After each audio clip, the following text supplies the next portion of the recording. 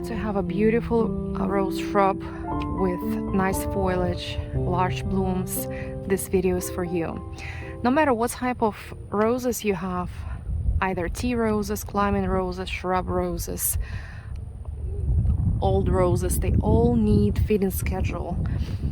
Yes, they will bloom, they will still perform in your garden if you don't feed them. However, they will perform at its best if you have a feeding program or schedule for them. Here are a few tips how I feed my roses. First of all, organic matter is very essential to them. I add composted horse manure yearly. Actually, I add it twice a year here in Florida, in February and in November. It helps to replenish nutrients. Roses love this slow feeding. I add bone meal, blood meal at least once a year, usually in February. I do have a schedule feeding them with granular slow release fertilizer. The one I use is Osmocote. It's the best one out there on the market. I buy large bags because I have 60 plus roses in my garden.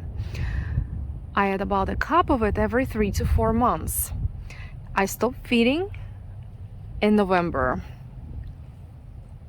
In addition to granular fertilizer, I recommend using water-soluble fertilizer. You can use any available on the market. In my garden, I use peats.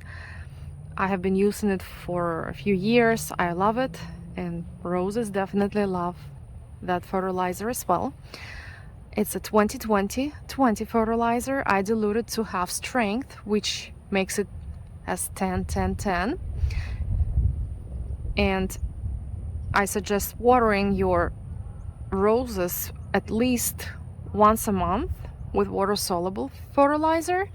Once you see blooms forming, I recommend switching to high phosphorus fertilizer and spray them with that diluted fertilizer, or water your roses with high phosphorus fertilizer. Again, you can use any available on the market.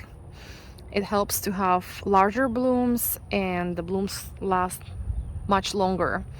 Once the shrub is in full bloom, I stop any fertilizer.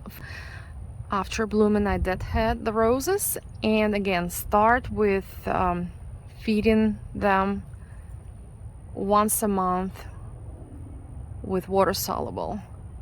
And again, remember, they still have all that organic matter, feeding them slowly. They do have Osmocote that I add once every 3 to 4 months.